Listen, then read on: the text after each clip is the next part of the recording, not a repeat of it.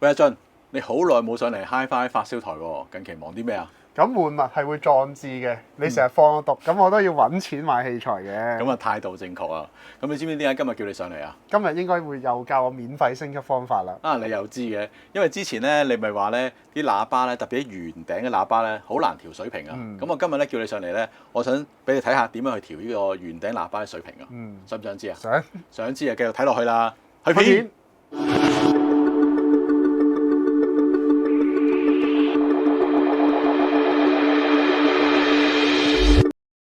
各位 Hi-Fi 發燒友，歡迎嚟到 Hi-Fi 發燒台，我係Lee388，我係永遠新手阿俊。阿俊好似仲有嘢同大家講喎。如果大家仲未訂閱 Hi-Fi 發燒台咧，就記得快啲訂閱啦，可以學到好多音響嘅技巧。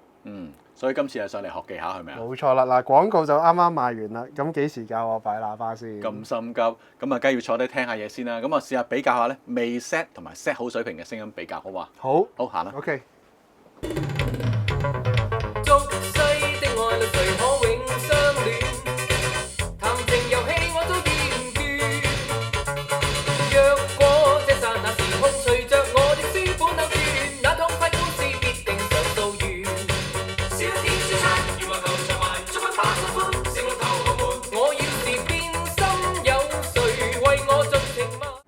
好啊，俊咧，咁啊頭先同你聽完呢個喇叭啦，就未調水平嘅，咁我哋而家一齊咧去調一調水平，好唔好啊？好。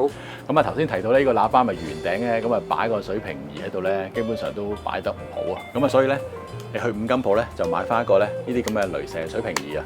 咁啊其實咧好簡單嘅啫，佢又會打一條紅線出嚟嘅。當你開着咗之後，咁咧呢個喇叭咧我就拎咗高音呢兩個螺絲位咧嚟做呢個參考點啊。咁啊，當你打咗落去之後咧，你見到條紅線喺個螺絲上高啦。咁啊，見到上高呢粒同下低粒唔對稱啊。咁你跟住咧就調翻下低嗰個喇叭嘅釘腳。咁啊，啱啱調到咧呢個兩個釘咧同呢條紅線咧成一條直線咧，咁啊可以調好咗呢邊水平。咁啊，另外側邊咧，咁啱啱咧佢前帳板呢個黑色，咁同埋呢個木色咧，呢個條罅嘅。咁啊，其實咧就拎翻呢個水平儀咧，打條紅線喺呢個罅位。咁啊，跟住咧就調翻啱個釘腳咧，就可以調翻啱個水平。咁啊，成個喇叭嘅水平咧就係咁簡單可以調好噶啦。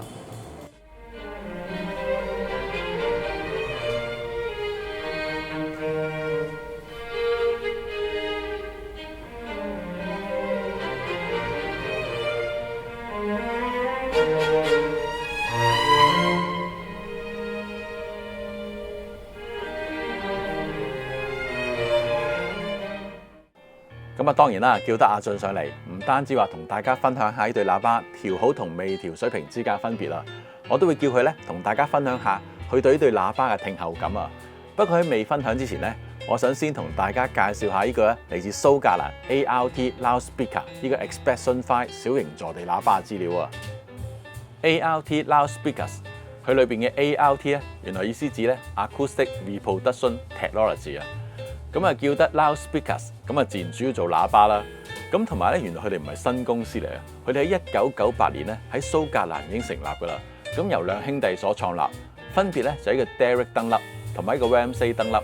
咁原來呢兩兄弟咧，佢哋爸爸咧係一個黑膠唱片專家 System Stack 嘅設計師啊 Peter Dunlop 啊，真係可以話咧係一個音響世家。咁同埋咧，唔知將來咧會唔會做埋呢個黑膠唱片添啊？ART 嘅喇叭咧，現時總共有3個系列，最高級咧係有呢個鑽石高音嘅 Inspection Diamond Reference Series， 對下咧有呢個 Emotion Carbon Article Series， 同埋今次咧同大家分享呢對 Expression 5嘅 Expression Series。咁啊，雖然呢個 Expression Series 咧係一個入門系列啦，不過佢嘅聲箱設計咧都同呢個旗艦系列一樣啊，用咗好多廠方咧獨特嘅技術㗎。咁好似咧用咗一個惰性極高嘅分荃樹脂嘅木板啊，咁呢個物料咧有好好嘅強度，同埋咧有好高嘅耐用性啊。咁佢本身咧亦都有好獨特嘅聲學特性啊，可以增強咧呢個信息嘅再現啊。咁同埋咧個物料本身咧，佢亦都唔會係產生呢個諧震同埋呢個共振啊，變咗咧啲好微弱嘅信息咧都可以重現到出嚟啊。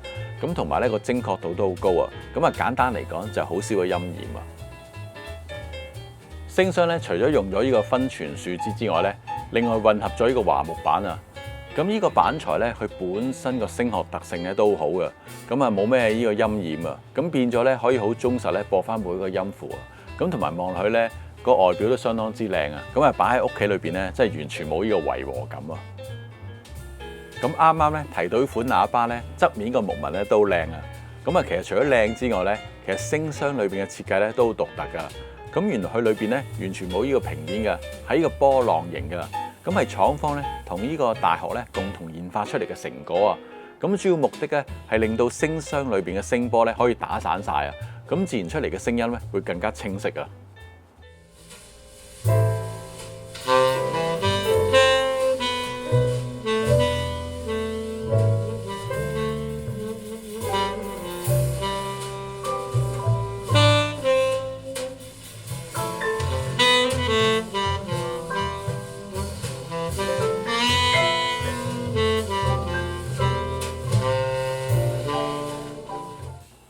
喇叭嘅前帳板咧就係用咗一個嚟自美國嘅環保嘅板材啊 Vichrich 啊。咁呢個物料咧有好好嘅聲學特性之餘咧，亦都好足夠硬度啊。所以連呢個 Gibson 吉他個指板咧都係用咗個物料嚟做啊。咁同埋佢唔會咁容易變形啊。咁啊單元鑲上去咧都有足夠嘅硬度啊。真係唔好見到呢個喇叭個聲箱咧好似好細啊，其實裏邊咧都用咗好多功夫咧嚟製作㗎。Expression 5咧係一對2路2單元低音反射式嘅坐地喇叭。咁呢對喇叭兩個單元咧都同樣咧用咗嚟自挪威 CH 嘅單元啊。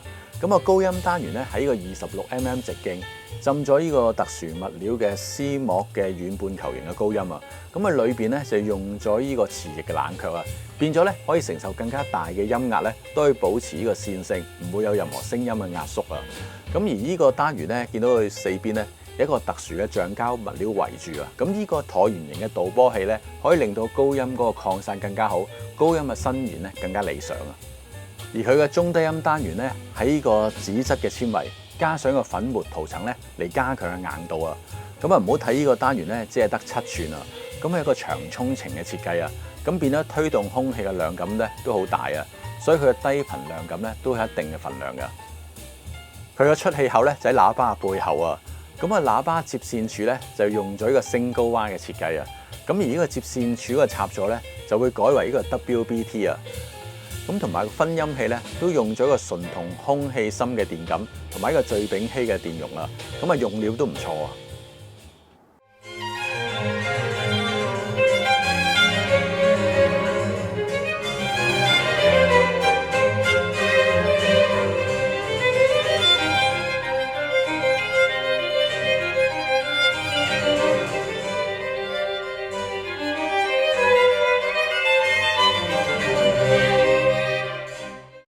喂，阿俊，頭先係聽完咗未調水平同調好咗水平，咁你覺得有冇分別啊？其實個分別都好大嘅，即係唔好以為真係差個少少就有佢，其實就自己蝕底嘅。係啊，唔使錢啊嘛，主要最緊要。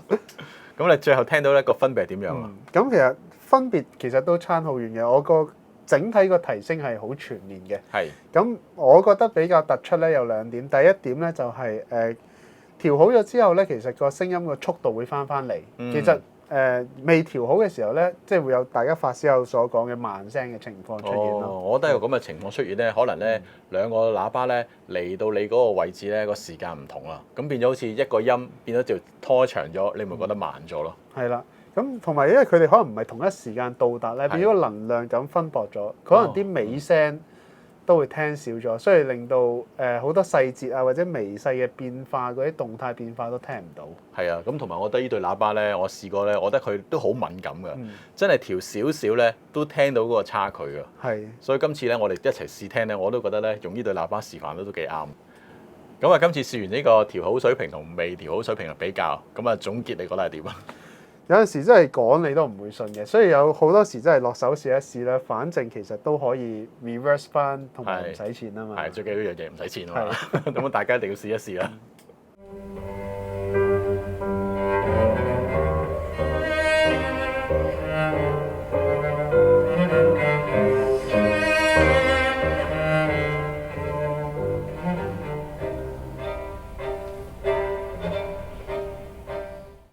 咁阿俊啦，今日同你聽完呢對喇叭，咁你覺得嗰啲聲係點樣啊？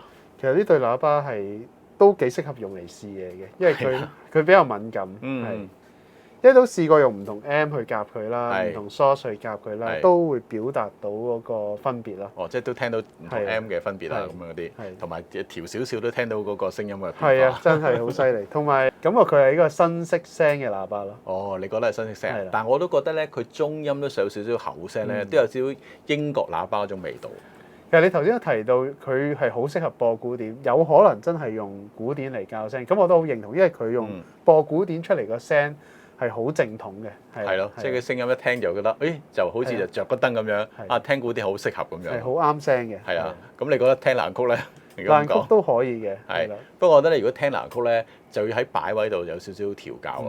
因為咧呢對喇叭咧，其實我感覺上咧，佢高音咧都個能量感都充足啊。甚至如果你擺得唔好咧，可能會強添啊。所以咧，如果要播得好咧，喺個拖音上邊咧，變咗唔好話拖咁多，呢方面咧，我覺得都要留意咯。係其實頭先都幾震撼嘅，因為可能真係可能呢度講，希望唔會嚇親觀眾。係啦，可能真係推唔夠1cm個分別已經好大。係咯，已經聽得到個分別啦。係所以我覺得呢對喇叭咧，其實都真係相當之敏感啊。變咗咧，亦都好好玩。不過咧，可能某程度上覺得好難玩，係咪啊？係冇錯。所以今次咧，呢個咧，我哋今次試咗咧，都有一個好好嘅體驗啊。同意。When I look back upon my life, it's always with a sense of shame. I've always been the one to blame. 咁啊，睇完阿俊同我嘅分享咧，我都仲有少少可以補充嘅。咁呢對喇叭嘅聲音特色咧，佢真係中頻咧有一種咧英國傳統嗰種咧厚潤嘅中音嘅。咁啊，高頻嘅伸延咧都好足夠啊。咁啊，當然啦，佢嘅低音咧唔係嗰種咧地動山搖嘅方式啊。咁我覺得咧，如果喺百零尺嘅空間，你調校得適當咧，呢對喇叭嘅低頻咧都足夠嘅。除非你係低音控，咁咧可能咧就要揀翻同廠咧更加高級嘅型號啦。咁啊，播放音樂方面啦，咁呢對喇叭咧，好似頭先咁講啦，廠方咧應該主要咧都係用呢個古典音樂咧嚟到調聲啊。所以當播古典音樂嗰陣時咧，嗰種韻味咧真係好吸引啊。咁啊，特別咧播一啲室樂作品啊。咁個聲音咧真係相當之優雅噶，咁同埋每件樂器咧嗰個音色咧都好準確噶。咁我相信咧，如果喜歡聽古典音樂嘅發燒友咧，應該都會喜歡嘅。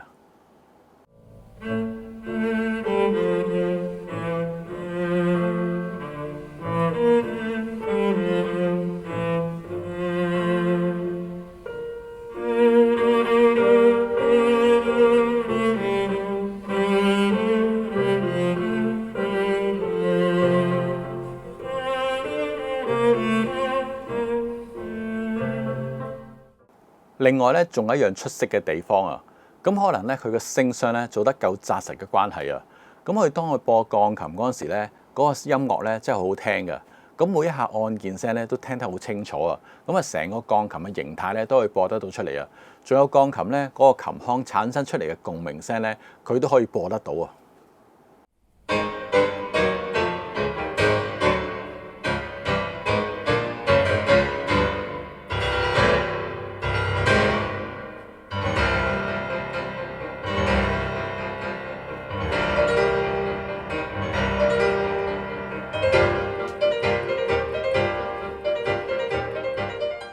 當然啦，呢對喇叭咧播流行曲咧都冇問題嘅。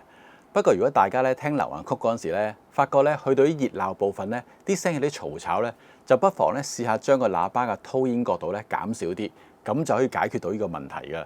因為呢個喇叭咧本身嘅高頻能量感都好足夠啊，咁大家可以注意翻。亦都因為佢能量感足夠咧，所以佢出嚟嗰啲細節聲音咧都好好噶。咁啊，同樣咧，如果當你嗰個高頻咧調得啱咧，自然個低頻量感咧你都會覺得咧多咗嘅。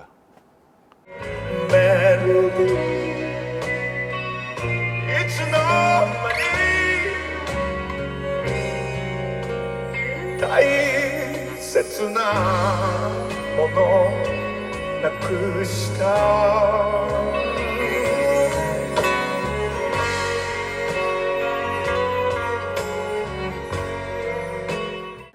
咁呢對喇叭咧，除咗個拖煙角度要注意之外咧，其實下低嘅釘腳咧，我都覺得需要注意嘅。因為呢個喇叭本身嘅設計咧，佢都盡量想將自身嘅震動咧去減除啊。如果大家個釘腳咧都未調得好唔穩陣咧，變咗都浪費咗對喇叭。所以當大家咧個釘腳調得好之後咧，你會發覺咧對喇叭嘅分析力咧都會高咗，個低頻量感咧都會更加足㗎。咁同埋我玩咗呢對喇叭咧，我發覺咧呢對喇叭咧，如果夾呢個銅喇叭線咧，會更加好嘅。咁最後啦，呢對喇叭咧適合邊一類發燒友咧？咁如果大家咧個聽音樂空間咧係有限啊，咁同埋咧嫌而家套組合咧高頻咧唔夠亮麗，或者嫌呢個中頻咧比較薄，加上個低頻嘅量感咧比較多咧，咁我覺得呢對喇叭都適合㗎。咁同埋呢對喇叭咧，因為相當之敏感啊，只要調校少少角度啊、擺位啊，咁同埋啲釘腳咧都會影響對喇叭嘅聲音啊。所以如果大家咧想挑戰自己，亦都想咧盡快提升自己嘅音響功力咧，我覺得呢對喇叭都適合㗎。咁主要有啲咩唔好處啦？唔好處咧就係呢對喇叭咧，如果你想發揮得佢好咧，一定唔可以偷懶啊！好啦，今次嘅分享咧就到呢度啦。咁同埋咧 HiFi 發燒台咧加入咗呢個會員制啊！如果大家有興趣咧，都可以睇翻下低留言。咁啊，最後啦，大家記得訂閱、分享、按讚 HiFi 發燒台。下次見。